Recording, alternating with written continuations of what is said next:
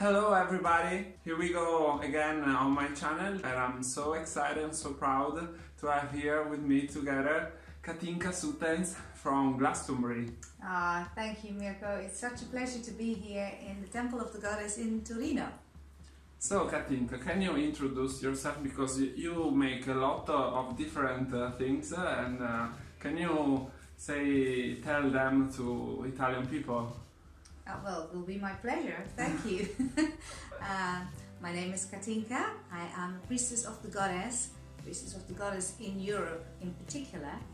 I'm a priestess of Avalon, and I'm a priestess of Rhiannon, who is the Celtic great goddess of love. So her priestesses are sacred sexual priestesses who walk the path of love, and we work with ourselves mainly, first of all, and then with other women, how to really be in a healthy interaction of sisterhood. Then with men and the masculine in all its forms, how to be in a place of love, which together, men and women together, is very important to mix group work for the work of the priestesses of Rhiannon, the teachings of Rhiannon, which are both for women and men, and anybody who identifies as such. So together we get to actually become a healthy village, a tribe, a community of people, because it's going to take all of us to be the change that the world needs to see. And this work, as Rhiannon is bringing through her devotees, through her priestesses, through her people of the goddess, is really about how to be in a way that is cooperative, that is loving, that is very authentic, that is alive with the joyousness of life force, which is sexual energy, which is the undoing of the distortions of patriarchy, of power over structures, which are always within us, within ourselves first of all, and then very obviously in the whole world around us. So Rhiannon is a form of goddess. There are many, many faces. She has 10,000 million names all over the world. We are awakening from a great time of forgetting. We are remembering her.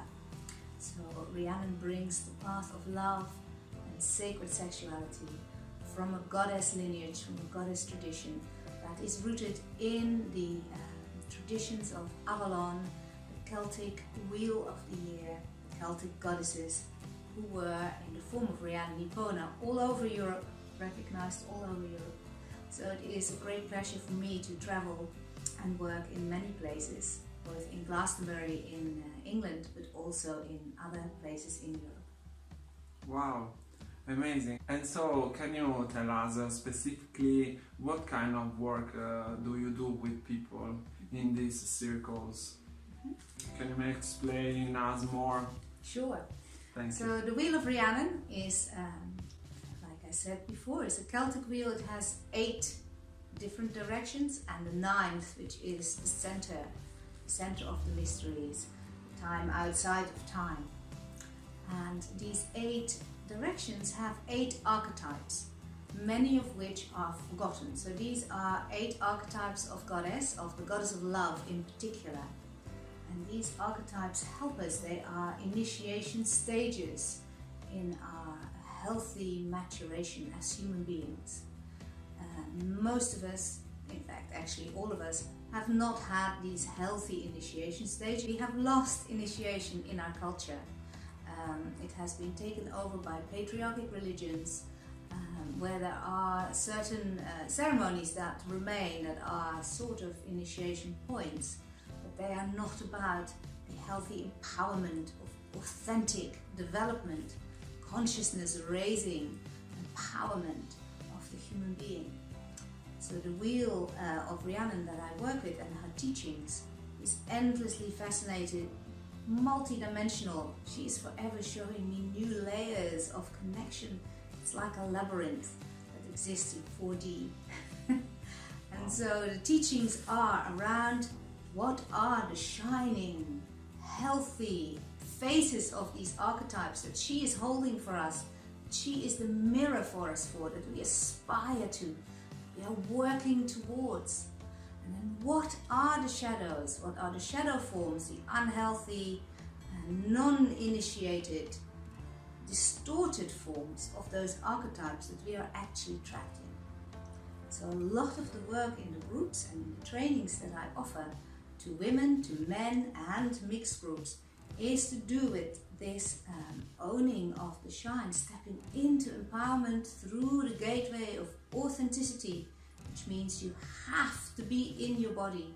You have to have knowledge of yourself. You have to be aware of your behavioral patterns that come from your conditioning. And then really shadow hunting these places where we are stuck, where we behave in ways that are not the way of love, that particularly express, for me anyway, a very clear lens of sexual energy, love relationships, and sexual expression. Wow, Katinka, all this is really amazing. I'm curious also to know which is the difficulties that you can find in a world in which all the things that you offer maybe could be not totally accepted, or what give you the strength to go on? Well, she gives me the strength to go on, and my family, my partner, my loving community, which is really important. You have to have a community. So we are community building, and in that, of course, we are meeting the shadow of what it is to be in supportive community. It's almost inevitable, really, if you're doing this work, that you will be brought up with your own shitty places and the collective shitty places. Yes. And so this is, of course, what is also, it's not all, love and dancing in the streets with flowers in our hair. We actually really have to commit to sit and communicate, often in a mediation type of setting, circle, to deal with the difficulties that of course are there as human beings within our goddess community, goddess-centered community. And it is really the commitment to do so that is important. It's very easy to slip into ways of behavior that are avoidance, or that are in power over structures, and then to justify them. What I see happening in the world very much at the moment is this justified rage, which is really something to look out for, particularly how it expresses in the feminine. And this is not because of the things that are happening are not dreadful and unjust and in need of change, in need of really being addressed. But the victim place that is expressing, that I'm hearing expressing in the collective, has this justified rage, is therefore not open to actually really look at a broader picture and a place where responsibility becomes our first point of entry into any conflict situation, any difficult situation, any situation of power over systems working their way out, really, between us all.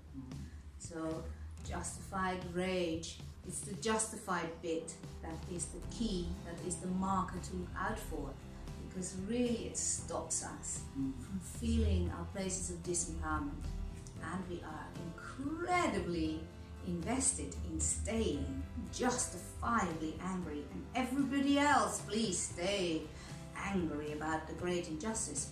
So there is great injustice, absolutely. There is inexcusable behavior that is going on, and we are not going to change the system if we stay within that vibration. The only way to change the norm that is the form now is to get outside of that form that is the norm and create a new way of being.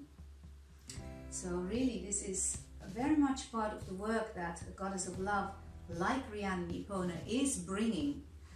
So you're working in different levels really on yourself, in your immediate relationships, which are such a perfect mirror for the things we need to become conscious of all the time.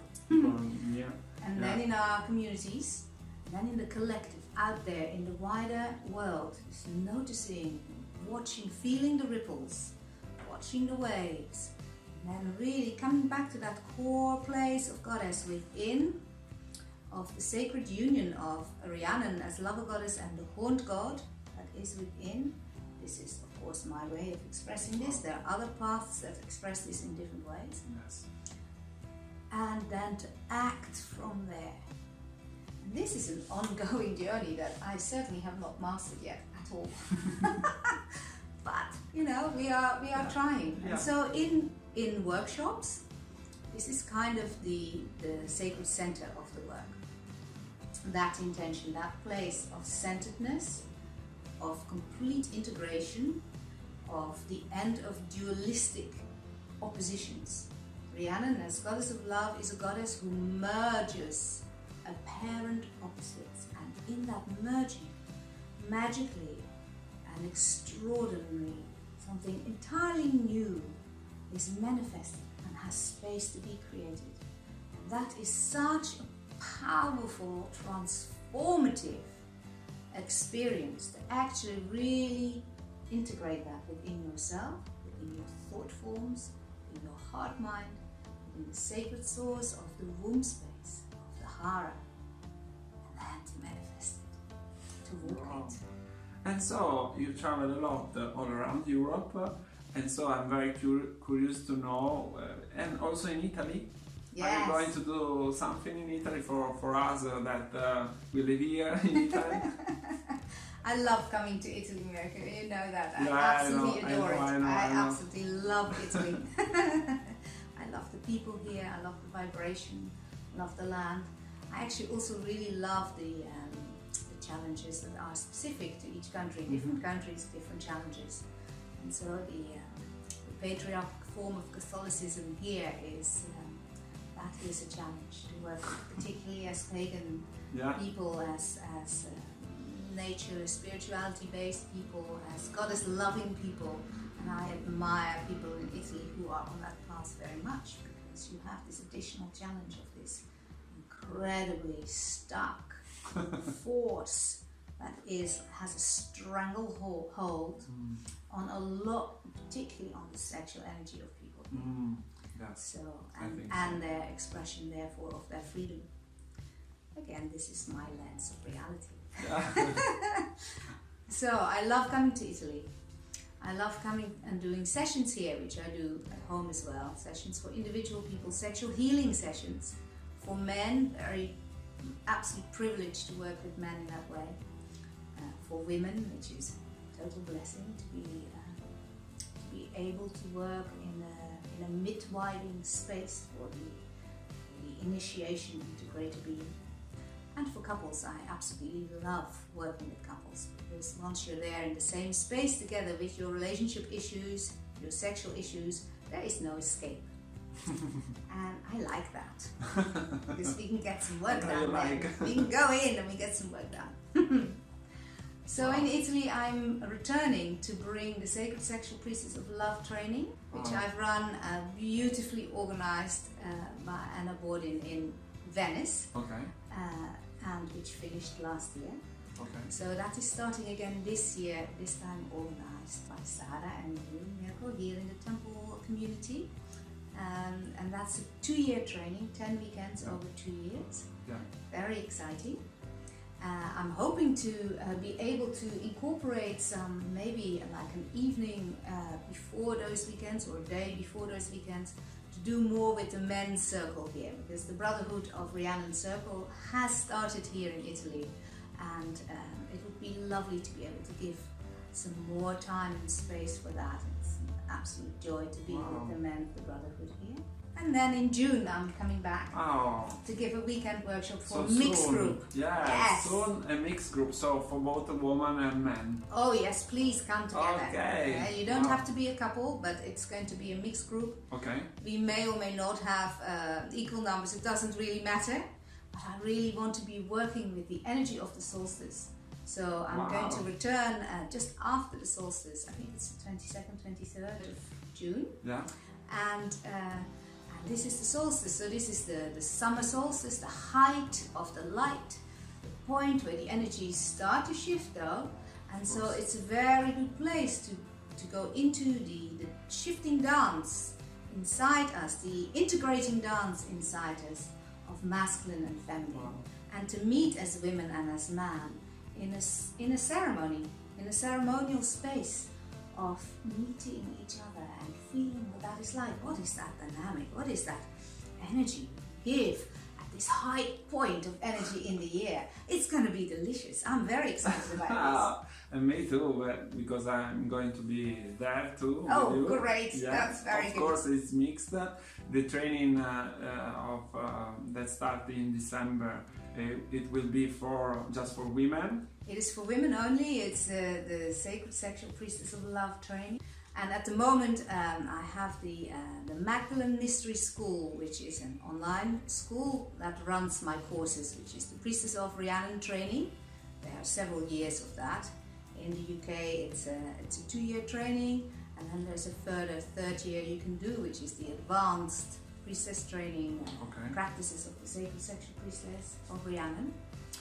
And then there is a tribe year, which is a year that works with men who have done the Brotherhood of Rhiannon Path of the Lover training, which is again run through the Magdalene Mystery School, and the women who've done the Priestess of Rhiannon training. And they come together, and that is a more tantric training year where we really work with sexual healing techniques. And so we wait for you here. Thank you. And if anybody out there would like to come to Glastonbury and come and see me, please do contact me. Yes, because all your courses, it's also available also in England, of Yes, course. absolutely. And for sessions, I will probably be available for sessions after the weekends that I will be coming for the priestess training here. Okay. So again, if people want to come for a session, and we usually have somebody who can translate if people are not fluent in English. It's amazing what you guys organize for us here, really. It's so good. Yeah. I think that healing sexual wounds, it's very, very necessary in this time. Oh, yes. And so we're very proud to have you here in Italy to help us to do this transformation. Oh, thank you. It's a pleasure to help people find their empowerment and their greater authenticity.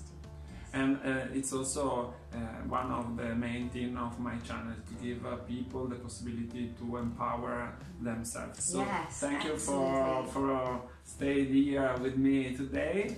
And so I thanks also all the people that follow me. Remember to subscribe to the channel. Check the box down to all the information to connect with the Goddess Temple of Italy, with Katinka for her seminaries here in Italy and both in England. And I hope to see you here again very soon. Yes. Bye. Tell your friends. Tell your friends. Bye. Bye. Oh, great. Thank you, honey.